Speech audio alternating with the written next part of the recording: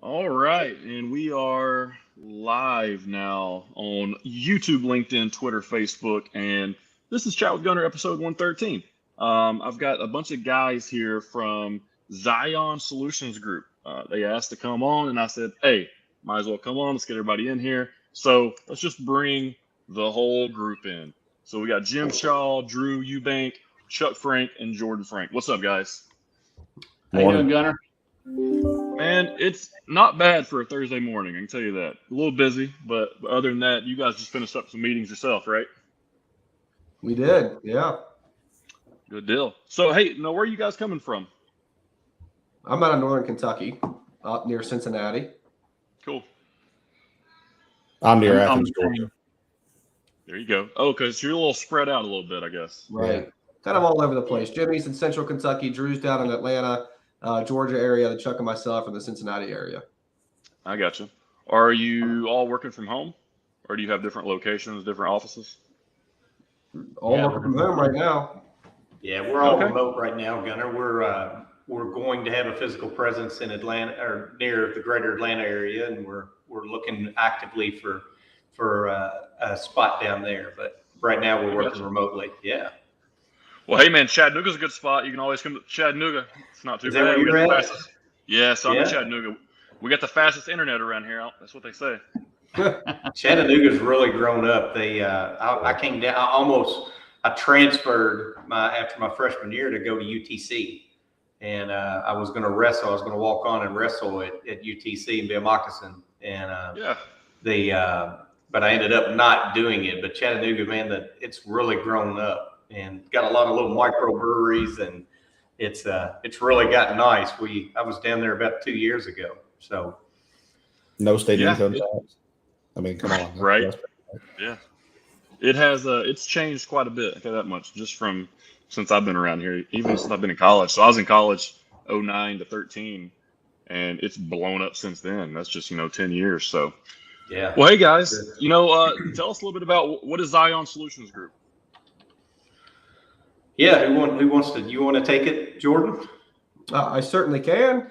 We can all add on to it, but at the service level, Gunner, Zion Solutions Group was a company formed by the four individuals that you see here: Jim, Drew, Chuck, and myself.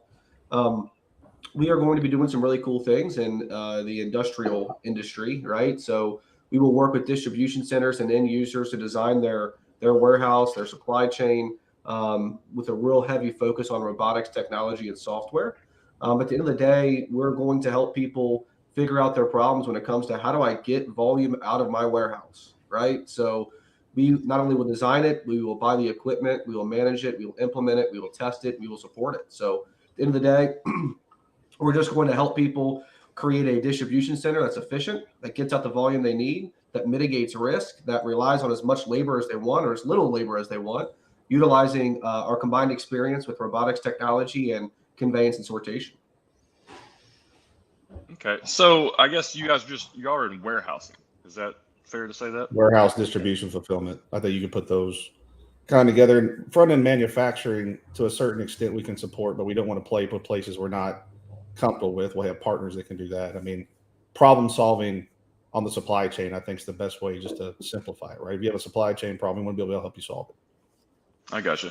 Now, do you do any of the transportation aspects of it as far as like shipping, warehouse to warehouse, or is it just building out the warehouse, putting in the process and the systems and making it as efficient as possible? I think we can play in the transportation market. It's not our core industry, our core competency of ours. We want to look at the supply chain holistically to make sure that we're helping in any way we can. And we'll always be transparent about what we're good at, what we're not good at. We're really good within the four walls of the DC. We have experience outside the four walls who can assist with that, but our main focus will be within those four walls.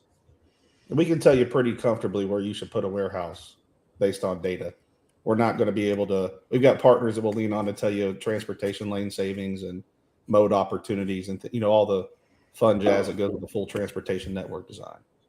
As far as where you need to be from a shipping location, where your customer base sits, where your orders are, that part's relatively easy, regardless of where your core competency is. We feel really comfortable with that. Right. So would you do, like, if somebody came to you and said, go ahead. Go ahead. No, go ahead, man. Go ahead. Another way to look at us is that in the space in which we're in is that, you know, the world is busy and there are so many great companies, so many great startups, and a lot of good branding and marketing organizations that are out there, and they've done an awesome job at growing their business. And where they struggle a little bit is like, hey, you know, we didn't know we were going to have this much success. We didn't know we were going to have the high volume of orders that we have. And so what do we do? How do we handle that? Because our marketing team is doing a great job. We're getting noticed. The orders continue to come in. And so what we're able to do is just to work with them and say, hey, look, you know, that is where we play and that is our space. So let us in, let us understand your order profiles, your forecasted growth. And then through the business partners that we have, we're able to just go out and gather all that, understand the data, do the analytics on it, look at it, and kind of just let them know it's okay. It's going to be okay. There's a solve, and this is how you solve it. This is what that looks like. So the awesome thing for us is that we just become an extension of those customers and have a great long-term relationship where they rely on us to do the backside fulfillment, and to really go through and optimize that process while they continue to build and promote their brand. So it's just a great combination of you know, companies coming together to support each other and ultimately support the customer. So Sure, and that's what's most important, right? You got to take care of the customer. I know. So how did this group come together? Obviously, you guys have experience and I'm assuming transportation, logistics. So how did y'all get together and create the Zion group? Jimmy, go ahead. Yeah, I can hit it. So this at the beginning of the year, we used to work for another company, and they were purchased by private equity, and so we decided some things happened, and in January of this year, they went a different direction with the four of us, and so we started out and said, look, we've known each other, we've all worked together, we've known each other for several years, and so we had a passion to come out, and we've got over 90 years of experience, Gunner. So we decided we wanted to keep helping customers. We wanted to keep solving problems. And so we formed the business in January of this year, and decided that we gave it a name, Zion Solutions Group. We put down what our vision is, what our mission is, and what values we stand for. And we put it together. So what does Zion stand for? Where did the name come from? Yeah, so it's really two things. One is it's more of the biblical reference of Zion, Mount Zion. It's a place to look to. I think Chuck, you said utopia, are some words that come in, but just really it was the best way to state it is it's a name. We threw out several when you're going through a process like this, and Zion got on the board and it just stuck and it all resonated with us. We're all family oriented. We all have Christian values, and but Zion is what we stand for, Mount Zion, and just what you look to moving up. Why would you the place on I guess it's the place that you would look to, that you want to go in. So yeah, and then solutions, we wanted to say we're focused on solutions. So we're not just we don't have products. We represent other people's products. We represent other technologies. What we do is we go help solve problems. So we're going to provide a solution. I think it's what we do well. And then just the group side of it, I'm breaking it down a little bit, but the group is, we're a group. You know, we're not a singular, there's not individuals, we're a team, and we go out, and Chuck said it well, we just try to become an extension of our customers and their team. So that's where it came from.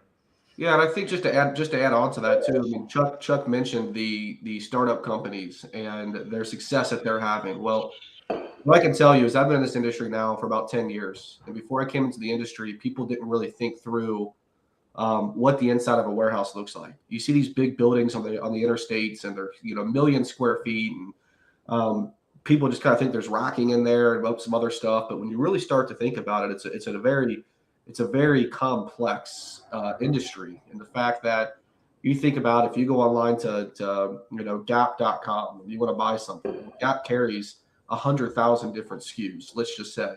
So you want 2 of those 100,000 SKUs along with another 100,000 people. So every single day they have to be able to get those 2 SKUs that you order, those 2 products, into your box to get it to your house. So when you look into some of these distribution centers, the complexity is really mind-boggling. But the reason that, coming back to the Zion, is that these startup companies don't realize the complexity of the supply chain at times, and they struggle to get their product out.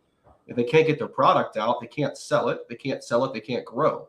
So what we want to help people do is accomplish their goals, continue on the journey to move to the next level. So that's that's just a little bit more background of where Zion came from in terms of looking forward, climbing that mountain, always improving.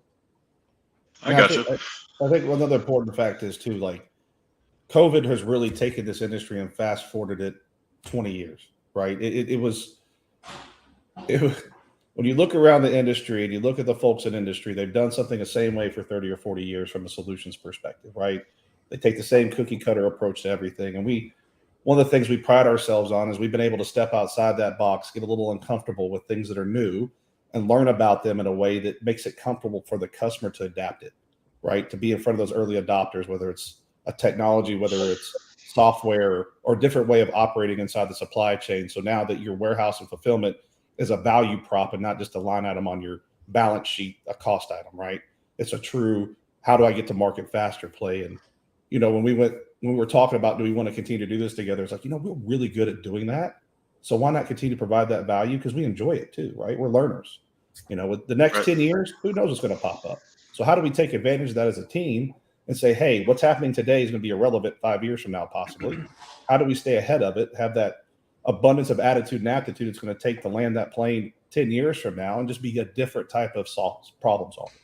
And I think for us, being different it's important because we pride ourselves on that, whether it's how we treat our people, our customers, ourselves, our partners. We hope to be different. And the day we aren't, the day I think we've kind of missed the boat. And so we're pretty proud of the fact that we're starting Salute. This group is something that's truly different, not something that you're going to see everywhere else. Sure. I mean, you got to be different, right? You got to stand out. You got to have your part. You got to know who you are and then go out and sell that, which is kind of leads me to what I do. So like, I'm one of our sales guys or our VP of sales. So what's the roles here? Like, who's the ops guy? I know every team's got their little niches, especially when you have a group of 4. Like, who's the visionary? Who's the ops guy? Who's the sales guy? And who's the person that doesn't get all the credit that gets all the work done? I know there's those people here, right? Yeah, Jimmy's the mayor. We'll start there. Yeah, I think you hit it pretty well. Jimmy, Jimmy or Chuck, why don't you guys walk through the roles and responsibilities? Yeah, Chuck, go ahead. Yeah, I'll take it. So Jimmy's the president of the organization. So he's and all things kind of run through Jimmy. The 4 of us are owners, but there's a separation of ownership and then just running a really good, effective business. So Jimmy's doing a lot of that front end stuff. Drew's in charge of engineering and operations. Great mind, strong mind, very organized, very disciplined.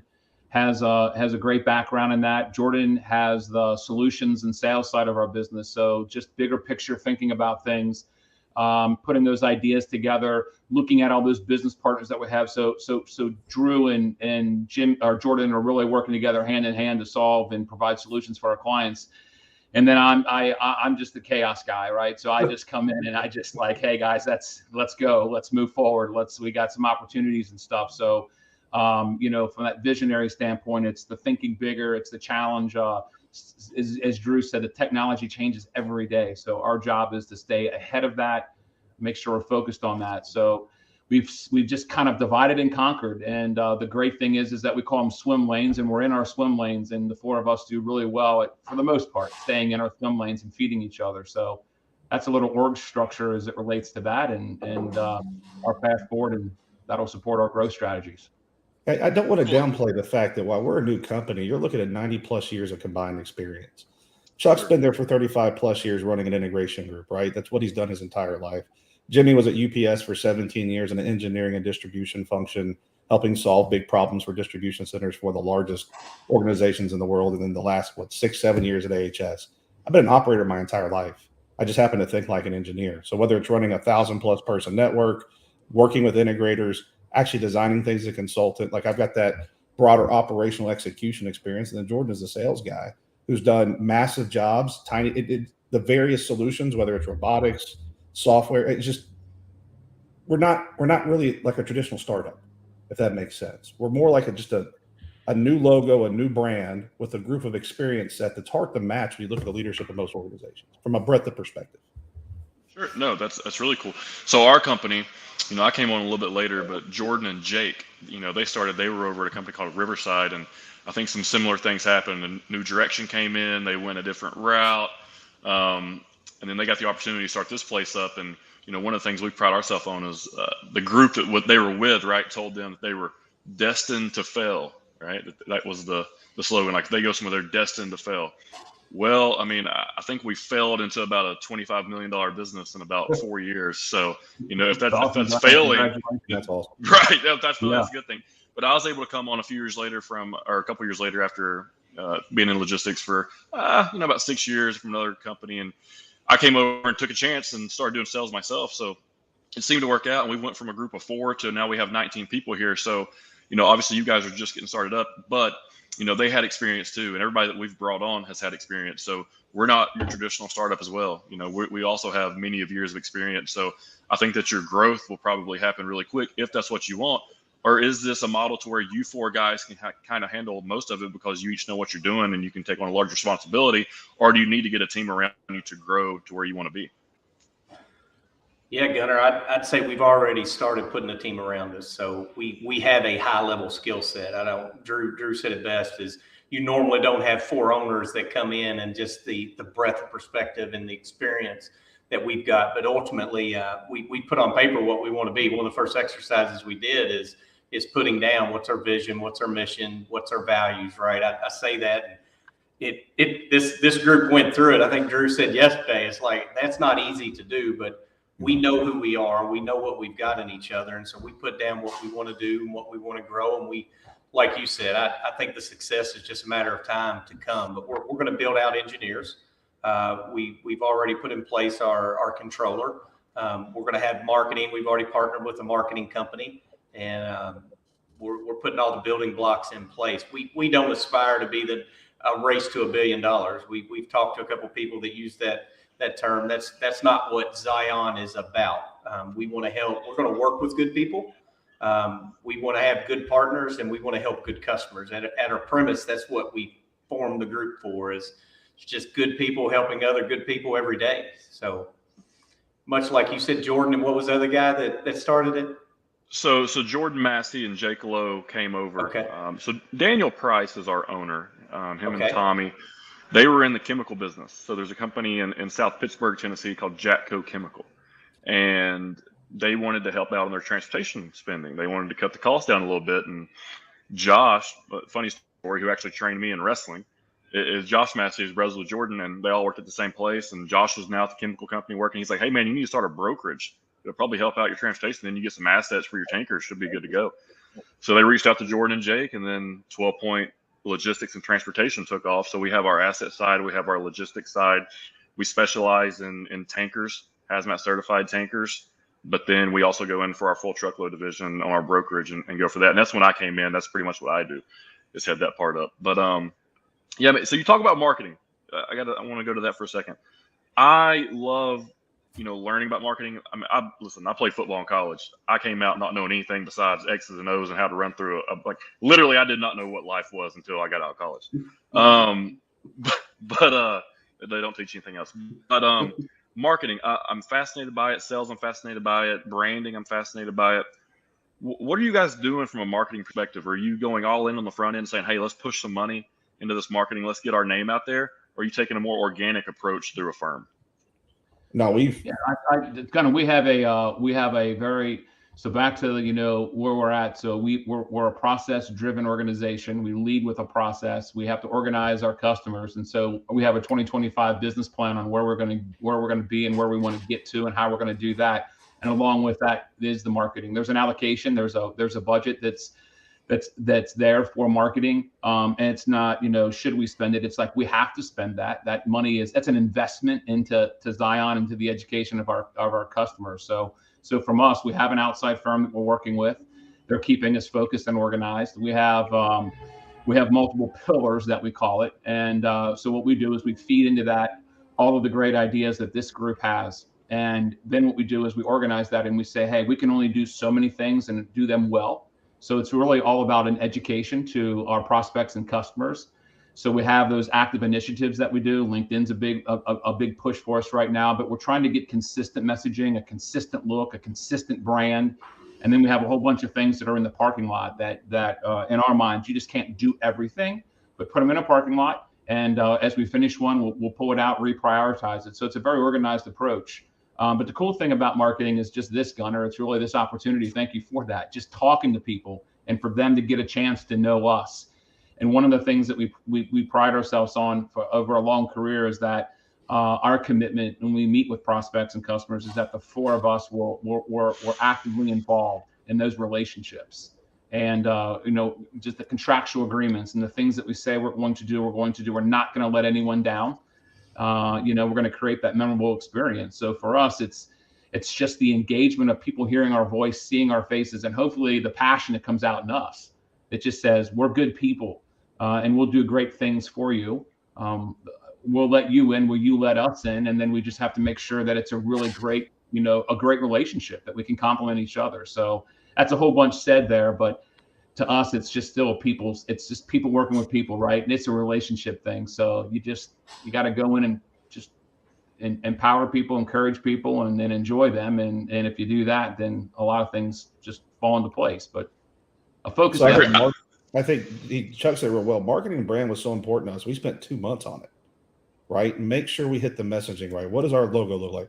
What's the colors look like, right? Is it something that when we look at it, does it pop, right? Because we understand, we want people to be able to see that and understand it's not just for folks, it's bigger than that, right? Again, it's that Zion experience. It's you're always trying to do something different. And, when we're looking and putting our business plans together, it's, hey, how do we start marketing by pouring into it and then grow it out in the future? So full transparency, we got a marketing internship we're starting in August.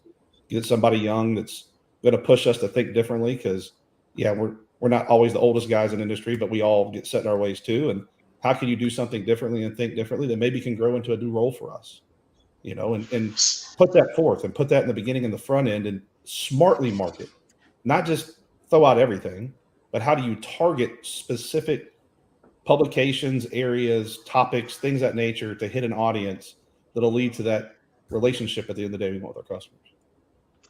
Well, we live in a time right now that is everybody's going after views, comments, subscribers, followers. Like that's the game. But I think what everybody's missing, and kind of what I have some problems with too, that I'm working with some people on as well, is like converting them to a specific direction. So like, you can get views, you can get comments, you can get followers, you can get people to see your stuff, but can you convert them to do the thing that you're wanting them to do? That's probably the hardest thing. Like even with like my YouTube channel. So my YouTube channel has a little over 2,000 subscribers and we've been stuck there for a while, but it's like the views go up, the TikTok goes up, the Instagram goes up, the Facebook, the LinkedIn is really going up. And it's like, but the YouTube subscribers say the same. You just can't get the people to press the button. Like, how do you get the people to convert to actually do the thing you need them to do? I think it's really smart that you're bringing in somebody young to handle your social media. I had a guy on my show just last week that I would recommend you guys go check out. It's like episode, I don't know, like 105 or 106. His name is Nico. So it's under like Nico's Property Show. It's on my YouTube page. I can connect you guys with him as well. So Nico was an athlete. He's about the same age as me. One day he decided he just wanted to start traveling and start documenting his process. Well, this dude has blown up when it comes to content. He's got over 2 million subscribers throughout various different channels of his stuff. And it's multiple different platforms. Like it's not just one platform with 1 million subscribers. It's 700,000, 800,000, 130,000, 430,000, like on different, in different names too. Like it's not even his name. It's like Nico's Property Show. He wanted to see if he could create that. It popped off. His actual YouTube channel, it popped off. His personal Instagram, it popped off. And he just has a way of doing it, and it's all organic, which is crazy. Like he pays for nothing, all organic. And he's kind of helping me out as well. But it's just consistency. It's from what I've noticed, and you nailed it, Chuck. It's just consistency, putting out that same messaging over and over and over again to where people eventually just do it like Nike. They just get along with the messaging. So you got your marketing down. You got a little bit of a strategy. What's the sales strategy? Are you guys cold calling? Are you going out LinkedIn? Are you going knocking on warehouses? Like, are you using all your contacts in the past? Like, what's the game plan? Yeah, it's a great question, Gunnar. And just as you know, I mean, because you're in a service-based industry as well, in a service-based business model in some capacity, right? We're providing a service. We don't manufacture anything. So from a marketing and sales standpoint, they have to be closely tied together. You're exactly right. That conversion's 100% the hardest thing to do because I can get 1,000 views, I can get 10,000 views, but if I don't get a lead out of it, so what, right? It certainly helps build a presence. But from a sales perspective, what we're really focusing on is we've always had a very good track record of once we get a door open, we're really able to get in, penetrate that account, and help them. And we make a lifelong friend and a lifelong relationship. So we're doing a little bit of everything that you said. We're relying on some of the relationships we've had from previous ventures. You heard Jim's background of 17 years of UPS. That creates a lot of contacts. Chuck in the industry for 35 years. That creates a lot of contacts. And then Drew in the industry for 20 plus years creates a lot of contacts. We have some relationships that we're talking to about how we can help them. And we're also just doing a really good job of when we get somebody that's interested, man, we're on it. And that's what's cool about us is you got 4 people that you were in leadership roles, ownership roles, solutions roles that you're able to talk to on pretty much a daily basis if that's what's needed. And we're also able to provide a service that some of the other companies that we will compete against can't. And what I mean by that is there's companies out there that are multi-billion-dollar organizations that we will go head-to-head with and we will compete with. And I think what you will find is people like that small business type of mentality of quick, right, efficient. You answer the call when somebody calls you. I always think of the Office episode with Dunder Mifflin where Jim and Dwight are in a sales presentation and they call the big guys and it says, please wait. Your service is really important to us. And they call Dunder Mifflin and Pam answers the phone right away. And that's what we want to be. We want to be there for you. We want to be responsive. So the strategy around it is really a mixture of relationships. Those conversions we do get, they're gold. Treat them with the utmost respect, no matter how small or big the opportunity is, because you never know where it can lead. But this is a relationship-based industry, no question about it. So anytime we can leverage past and make new relationships is a win. And I think to Jordan's point, we have a pipeline today that was completely relationship driven as far as, hey, I heard you guys do this. What can you solve for me?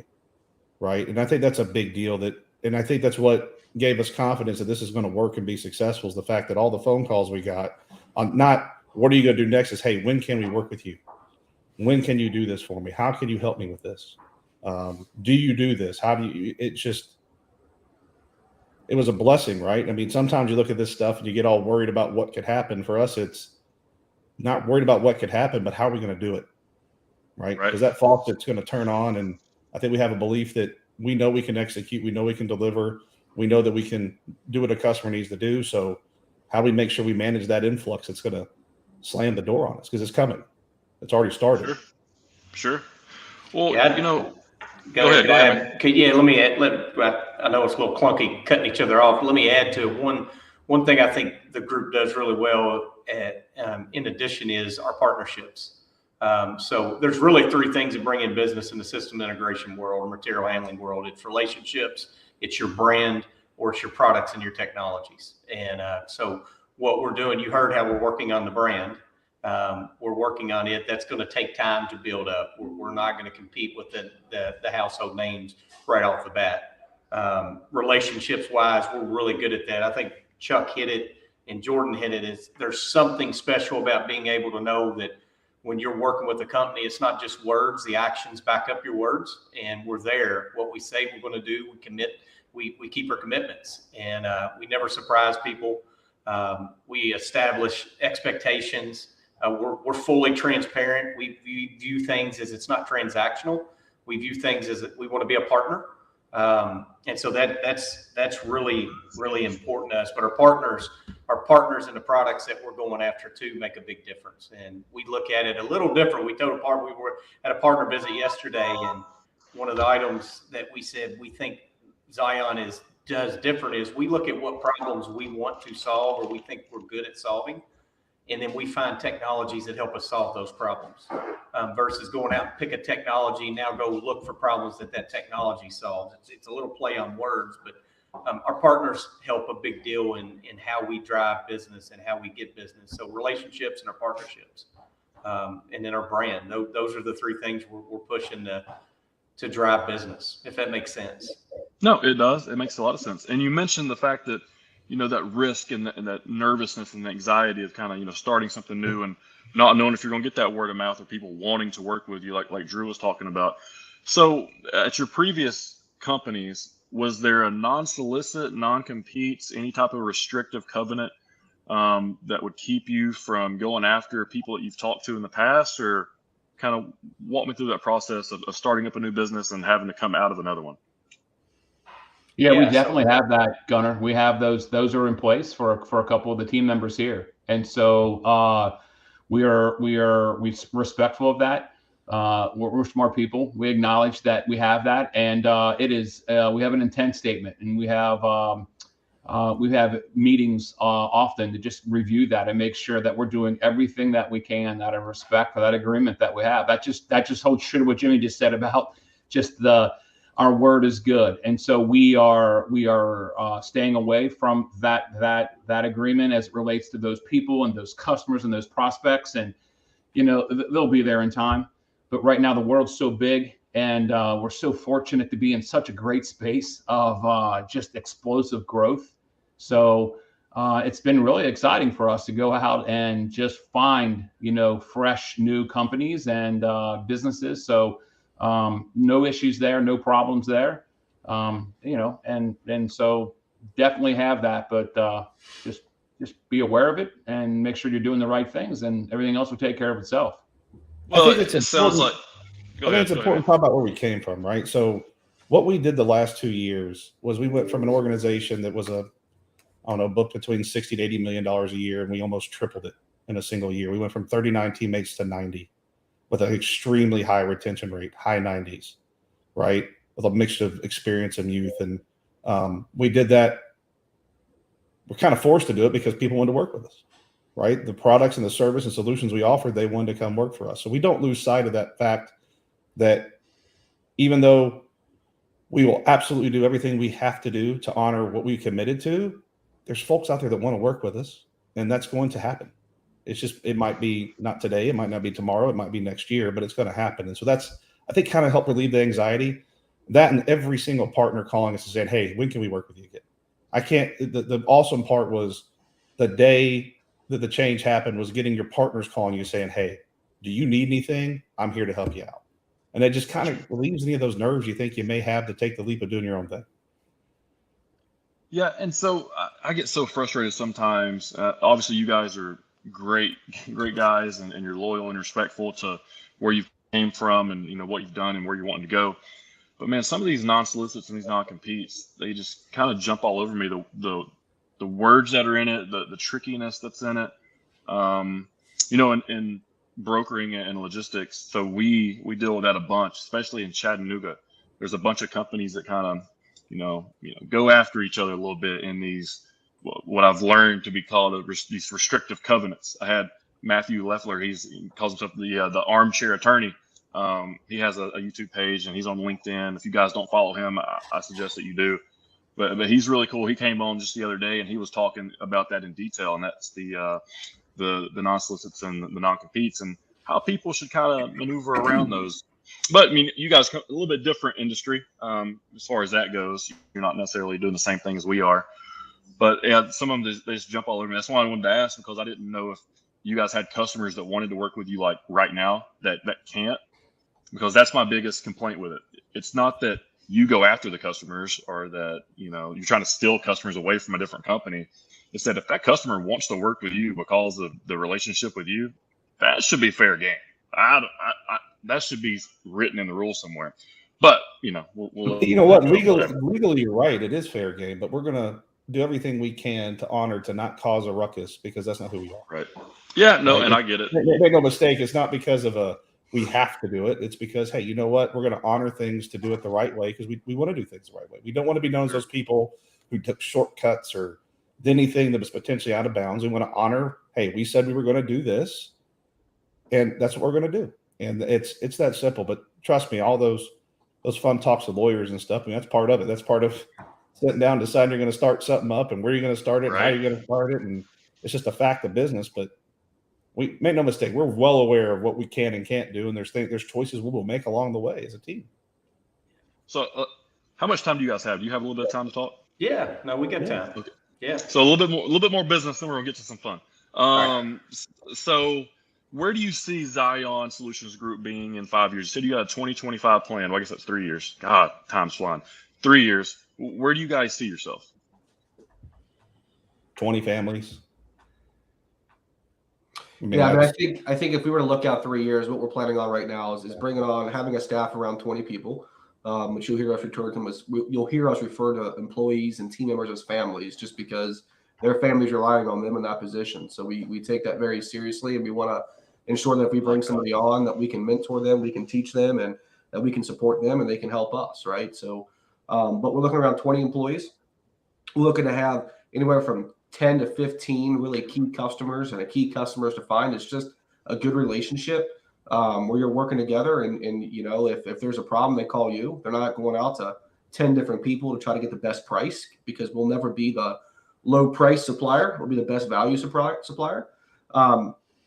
And then, we really want to be known in the robotics and technology industry. So, when you go to these trade shows, and I've seen it happen over the past 7 years, is there's more and more technologies that are brought to these trade shows, and people are like, I don't even know who to call. I don't know what this one does versus what that one does. There's hundreds of them. So we really want to be known as the experts in the field that can help people find the right solution for them. And we want that name to be recognized. When we, our previous employer, we got up to a point where we were able to walk into a trade show and people are like, I want to talk to you. And that's a goal for us. We want to get back to that, where people recognize the name, they recognize the brand, they recognize the individuals. We've got a healthy team that's having fun at work, but also just able to do what they need to do to continue to help the brand grow. And revenue wise, there's a number out there. I think it's changing daily because we found more success early on than we really anticipated, which is a great thing. So I think that number will continue to stay open, but we want to grow at a steady, sustainable rate. And that's kind of what we're planning. I think, Gunnar, the other thing that's just, for us is that the 2025 plan is you have to have it, and it'll drive you and drive your behaviors of what you need to do, and it removes distractions, right? That's our path. That's where we're going. Hopefully with our culture and who we are is that we're going to have a fortunate situation where we're going to have some customers or some prospects that do call us. We're all about the attraction of people wanting to work with us just because we hope to be just good people. And so we're going to have that attraction. And then one of the things that we really focus on is just making sure, Gunnar, if you wanted to work with us, we want to know you. We want to know who you are, your core values, where you're going. What do you, is it a transactional deal? Is it a long-term relationship? So we're really looking for understanding you before we take you on as a customer. And then once we take you on as a customer, we do have our own set of expectations for you on, the roles of engagement. We have full transparency, always will. You'll be part of our growth strategies, where we're going. We'll never let you down. We'll never surprise you. And we just want to make sure that you two have those same core values. Because if you do, then we'll look back 15, 20 years and be like, Gunnar, that was that courtship, when we went to that dance together, it's so cool we left together, right? So I think what will happen, what we hope will happen, what's happened to us in the past, is that attraction just leads you to push your business plan to new heights and new numbers. But the one thing that we just will not do is we will not grow faster than we're able to. We will not let anybody down, and we will not be disrespectful of contractual work that we've committed to. So that means we got to say no. We got to say no. But we're certainly looking at the controlled, sustainable, accelerated growth. Awesome. So tell the audience, whoever might be listening, hopefully bunches of people one of these days, who is the perfect customer? Like, who is the ideal customer that you're targeting? Jordan, you probably have the best answer for this. Yeah, I'll certainly go. Gunnar, it's a question we've been asked before, right? And it's a question that I find myself changing the answer as we continue to learn more about ourselves and our company.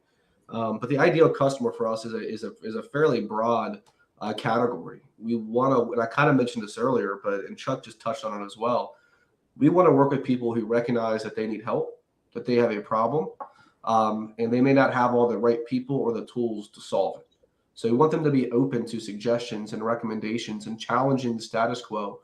But we want them to look at us as an extension of their team, not a transactional opportunity of just saying, I need you to fix this and get it out. So if you think about, if you find a trusted general contractor at your house, it's like, man, that's hard to find. And once you get it, you want to hold on to it because they can solve a lot of different problems for you. And that's who we want to be. So we want to find customers that are looking for long-term relationships, long-term partnerships, where they can just call you and we can just go to their site and we can talk with them, meet with them, get to know them. What we're not necessarily looking for is the companies out there. They're just like, I need you to fix this and then go away. And I'm going to bring somebody else in to do something else. We really want to build a strategy with companies. So those, to sum that up, just companies that recognize they need help. They may not have the right tools to fix it or the right experience to fix it and are open to being challenged because we will challenge. But you have to continue to grow and to continue to be better. If you do the same thing over and over again, you're just not progressing. We believe that. So there's a lot of customers out there that are like that, small and big, right? But at the end of the day, you gotta have some fun in transactions because these are long sales cycles. These are long integrations. I mean, you're talking at times multiple years, right? And if all that it is painful the entire time, it's just life's too short for that, right? So good people, good customers, helping them just solve problems. So I guess that kind of tells me like the type of person that you're going after as far as customer. Like, so if you guys sat me down and said, hey man, I need you to make 100 cold calls a day and get us some business, who am I targeting? I know Jordan said it's broad, but I think that's fair. One of our first engagements with a company, $20 million apparel company, not globally, they're bigger, but locally, $20 million apparel company going through some growing pains and things of that nature. And then one of our other prospects is a $4 billion company that's got this massive distribution problem. The difference in the two, the similarities in the two is just as big as the difference. They both are folks that sit across the table who want to work with you, who know that, hey, we're going to help you solve problems. There's no finger pointing if something goes the wrong direction. It's integration. You're going to run into the challenge. You want to like people you work with to solve the problem. So it's more about that. Like, is it people you can look across the table from and go, hey, you know what? We're going to go through this massive integration. We're going to try to nail every asset. Something's going to happen. We're going to work through it and go away at the end of the day and like each other, continue to do that type of business.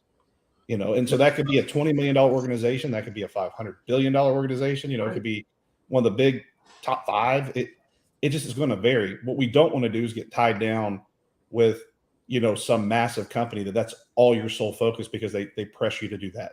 That's not a mutually beneficial. That's not a relationship. That's when it's transactional and they're pinching you.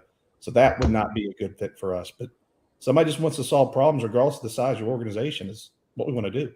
Yeah, and tactically, Gunnar, just to help, for audience and for other people, where our experience is in the e-commerce industry is where we're the strongest, right? So we've done all of the different elements of the supply or the different distribution verticals, but e-commerce, which right now obviously is blowing up, is where we have the most amount of experience. And that could be apparel, it could be pharmaceuticals, it could be nutraceuticals, it could be technology. It's a variety of different things, but e-commerce represents a pretty significant challenge of how to solve for it because not only do you have all of these orders you have to get out. I mean, when I say a lot of orders, there's companies out there that are doing 400,000 or 500,000 units that they have to pick and ship out of their building every day. So it's significant volume and it's an incredible challenge. And also what you've probably noticed through COVID is there's been this explosive growth.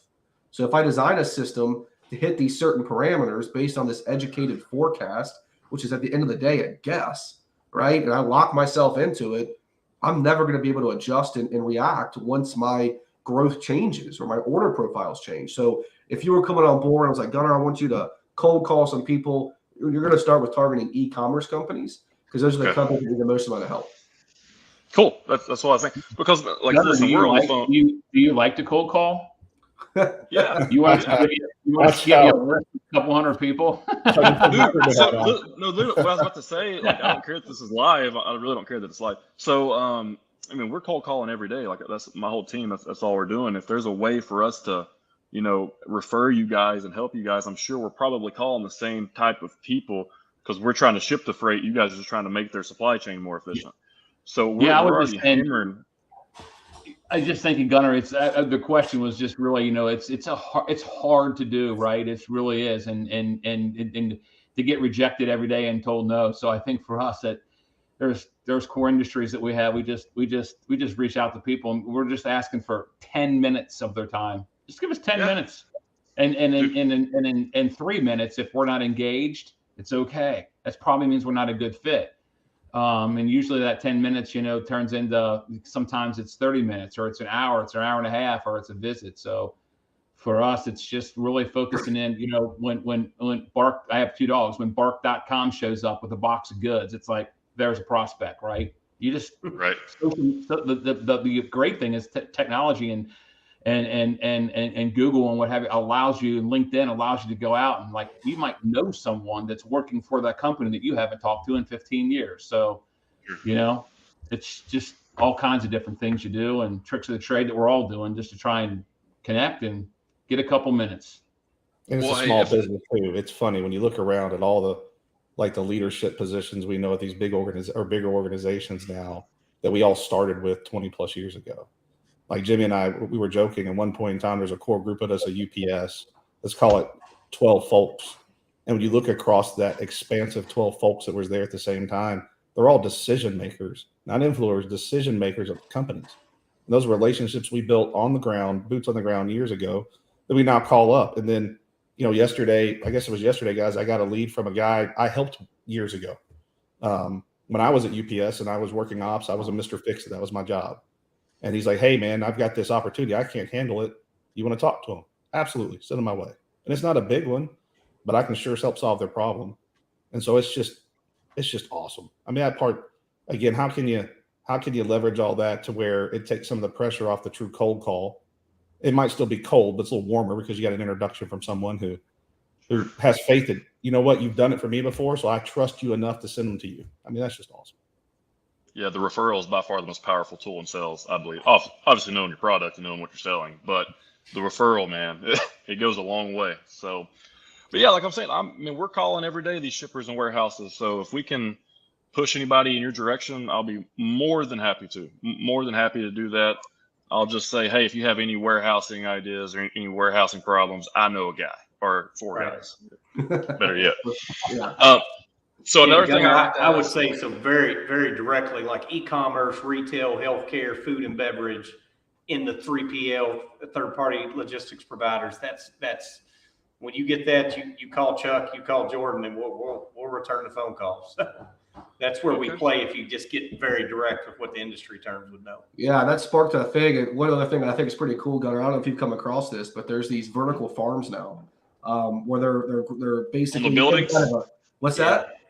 They're in the buildings, like going up? In the buildings, yeah. So there's a company that's actually up near me, but they actually go into a warehouse. They've got conveyor and racking like you normally see, but they're able to control the humidity, the lights, the temperature, and they're growing things like lettuce and herbs and peppers and other things, and weed, and then shipping those out.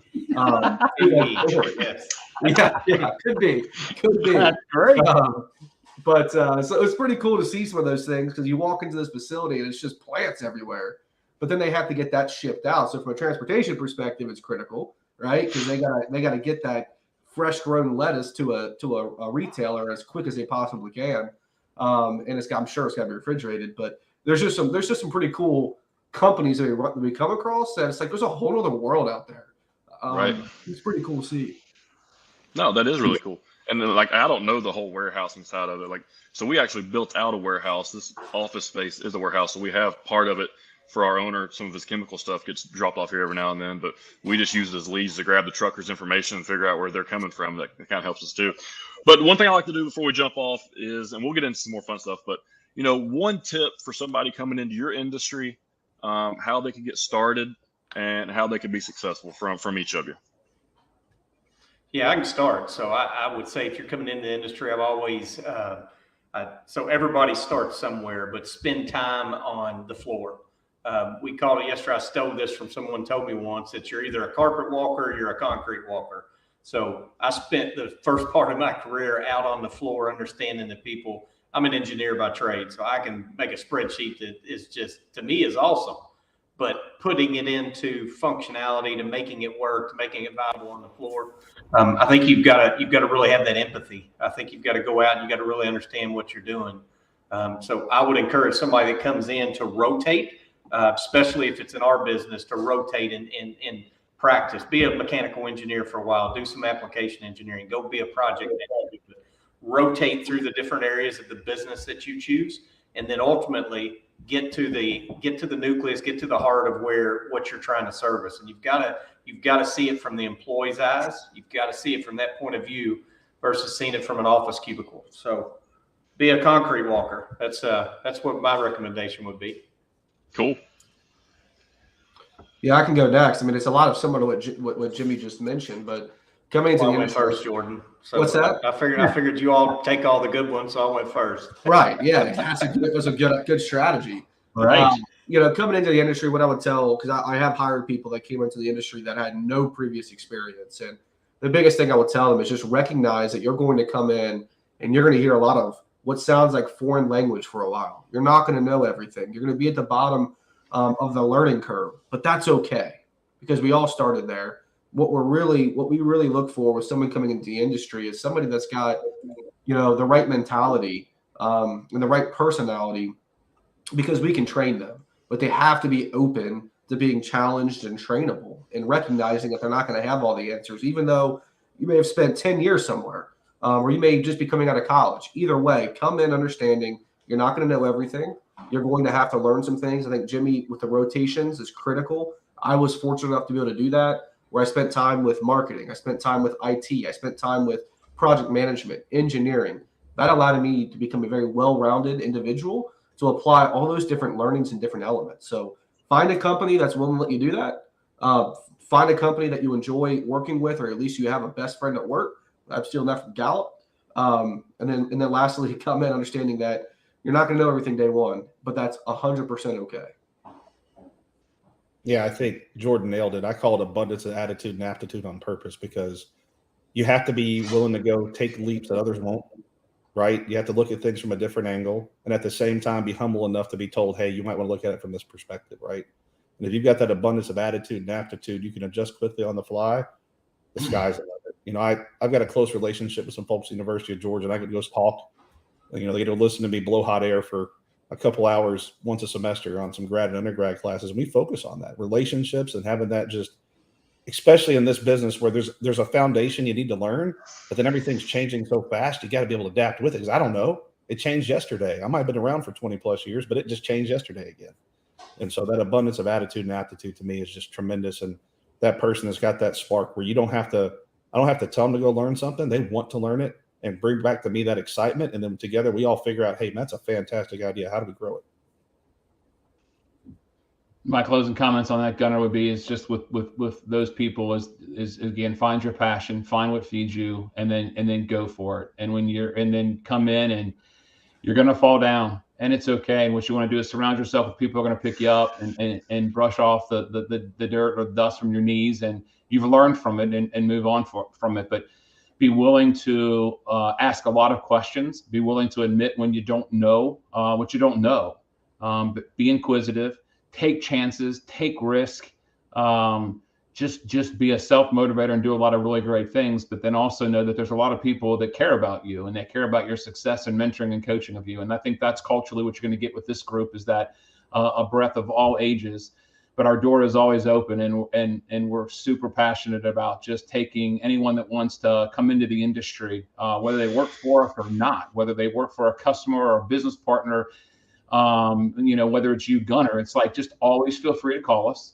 Always feel free to ask a question, and we'll always be there to help you. And that's just what I think is critically important for anybody that's coming into any space, and certainly our industry. Well, cool. Listen, guys, I appreciate you guys coming on. I love the conversation. I love the values you guys have and everything that you said, and learning a little bit about your business as well. But who is the wrestling fan here? Is there a wrestling fan, or is it a UFC fan? Like, okay? So you're the wrestling fan, huh? Wrestling or wrestling? We got to quantify wrestling. So wrestling or wrestling? There's wrestling. I was a wrestler in high school, and then my uncles were huge when it was still the WWF wrestling. So Ultimate Warrior is my guy in the back. I was there in the 90s, but I kind of drifted away from it. And now I'm a UFC guy. So, yeah. Gotcha. All right. So you guys probably don't know. Quick backstory. I still do pro wrestling. I started pursuing pro wrestling when I graduated college. So I was recruited out of college from football to WWE. I went down to the Performance Center, did a tryout, and then from there started my independent career, hit the road. So from 2014 to 2018, sorry, geez. Literally, I was working logistics, 60, 80 hours a week in logistics at Lipsy. And Thursday, Friday, Saturday, Sunday, I was on the road traveling. DC, Chicago, Florida, Nashville, Atlanta, almost every weekend, all the way up into New York. So it was fun. It was a really good time.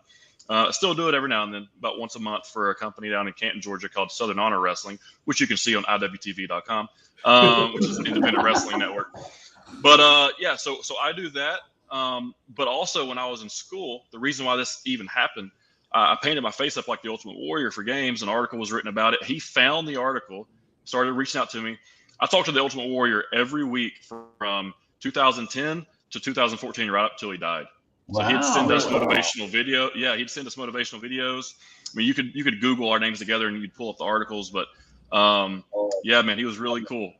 Really cool guy. He got a lot of bad heat because I guess the way he left the business and then came back and all that stuff. But he maybe behind the scenes and all that. But he didn't have to be nice to me. He was a really, really nice guy, and he would, he was awesome. He'd talk to me just about every Friday before the game. He'd call, "Gunner, Warrior here, how's it going?" Like, just crazy. But That's awesome. It was awesome, man. He has really the cool. best ring entrance. Maybe there's somebody better, but his ring entrance. Stone Cold Steve I don't know if Austin it gets better than it that is. glass breaks. And that glass breaks. Stone Cold's awesome too. So Stone Cold just came back to WrestleMania this past year, 19 years removed, and it was. Did you see it? It was awesome. Well, here's the thing. So I grew up on wrestling, right? And I was a big Hogan fan and Ricky the Dragon the Steamboat fan. I used to love watching him and Flair back in the early days of WCW and things, and the Road Warriors. And so you kind of grew up on it. And, when I was younger, you went to the movie, you go rent a movie, right? You get a video or VHS tape. I would always go to the wrestling section and you'd watch whatever greatest hits or whatever. WrestleMania. And then I went to college, 2000. I graduated 2000, so I've been doing this for a little while. And it was still awesome. And the Attitude Era had hit, and you had NWO and things that nature. You had Austin. You had, I went my senior of high school. It was a big deal the first day of school. What you wore to school? I wore a Wolfpack shirt from NWO. Because I'm a big football player too, right? So 6'3", 6'4", 290 pounds, walking around the NWO shirt. Yeah. And I was so turned off though in like the mid 2000s. I flipped on and it got stale. And they had an old lady in the ring with Austin, and she gave birth to a hand. It was some weird off WWE thing. Yeah, and I was like, I can't watch this junk anymore. Like, that is terrible. Well, fast forward about, I don't know, my son's 10, I guess a year ago, and Stone Cold had showed up to do something special, and Pat McAfee was on. And so, like, we watched one day, and my son started watching just a little bit, and we went and watched some old, like, Hogan and things of that nature. And I kicked myself in the butt for not watching WrestleMania this year, because the fact that Stone Cold came out on both nights, unexpected with the music popping, I was like, man, that'd been awesome.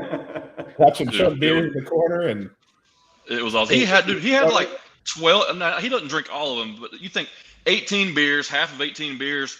He probably drank 9 beers that are like 12% alcohol. That IPA is absolutely ridiculous. Like the Undertaker did Rogan's podcast about 6 months ago, right after he retired, and like, it was one of the best freaking podcast ever. Like, listen to that inside the business that you don't get, right? Because they can't show you that type of stuff. And right, the other night I was watching, and being again late 90s, being in your prime teenage years, I had Road Rules on and Real World, and The Miz was on the Real World, and it's like, oh my god, that guy's personality on a MTV reality show is what he does full time now. And it's just kind of wild. It's kind of wild. It is, man. It's changed a lot. Being involved in it kind of changed your perception of it a little bit, knowing the behind the scenes, having friends that are at the bigger leagues, as we'd call it. But it's cool, man. It's different. It's helped me out a lot with sales, just promoting and merchandising and understanding psychology. It's crazy how that kind of relates, but it does. I tell people, they're like, no, it doesn't. I'm like, yes, it does. I promise you. You can grab an emotion out of somebody that doesn't want to have a reaction the way they want to. You get that reaction, you can get a sale. You can get somebody kind of swayed over in your side. But hey, I appreciate you guys coming on. If there's anything else that you want to say, how they can follow you or follow your Zion Solutions Group, let them know right now, and then we'll kind of wrap it up. Yeah, it's been at our website, which is thezsg.com. They can find out a lot more about us on there. The LinkedIn page and Facebook page as well, Zion Solutions Group. So yeah, come check us out. And I think if you type in Google, we're the #1 pop-up for Zion Solutions Group now. Oh yeah, that was a big win, Gunner. That was a big market. That's some big SEO right there. Yeah, speaking of marketing and branding, so we all kind of created the website, and every day I'd be like looking at Zion Solutions Group, and they'd be like these old companies like a nuclear power plant that's no longer in business, and it was just drive me nuts. So every day we were checking it. So Drew checked it one day, and it showed up, and that was a good win as a startup company, not a startup, a newer company. So that was good. Yeah.